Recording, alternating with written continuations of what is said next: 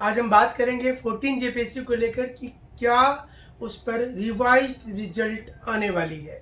दूसरा सवाल होगा एजेंसी बड़ी है या फिर जेपीएससी, और तीसरा सवाल होगा कि क्या जो जेपीएससी का रिजल्ट आया क्या उसमें वाकई में बहुत बड़ी मिस्टेक हुई है। इन दिनों सोशल मीडिया में दो तस्वीरें वायरल हुई।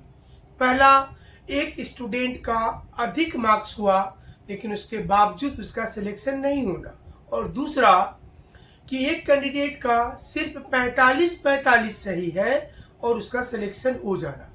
जिसका नंबर ज़्यादा आया है उसे लेकर जेपीएससी ने कहा कि उसमें बबल्स है, यानी कि जो उसने मार्किंग किया था बच्चे ने उसमें बबल्स है, इसलिए उसका रिजल्ट जो था होल्ड पर था और नहीं हुआ है।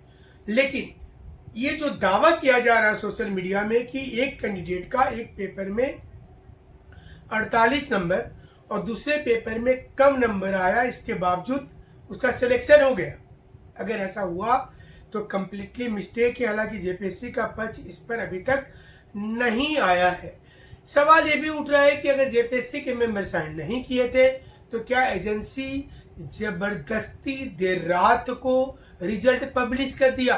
क्या एजेंसी की तानाशाही चल रही है और क्या एजेंसी ही ये तय करेगी कि जेपीएससी का एग्जाम कब हो, रिजल्ट कब निकले, किन परिस्थितियों में निकले?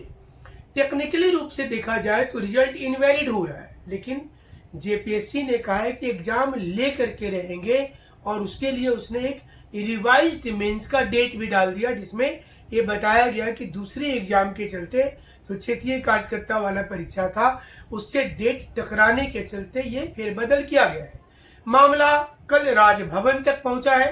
राज्यपाल महोदय को चिट्ठी सौंपी गई है और उनसे गुहार लगाई गई है कि वो इस मामले में देखें।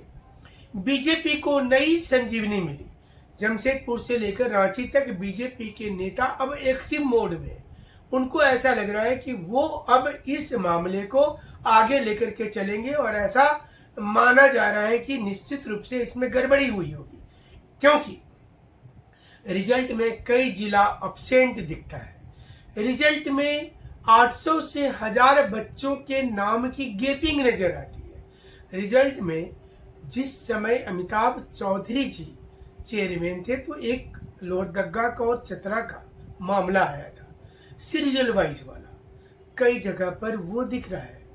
क्या ये संजोग है या प्रयोग है? उस समय में भी सवाल उठा था, लेकिन अंत में मेंस हुआ और उसको दरकिनार किया गया।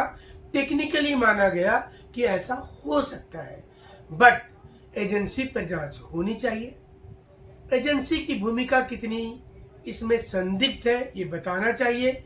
किन परिस्थितियों में जेपीएससी के मेंबर ने साइन ही नहीं किया ये बताना चाहिए, और रोल नंबर का आगे पीछे हो जाना और बड़ा गैपिंग हो जाना इसे भी बताना चाहिए।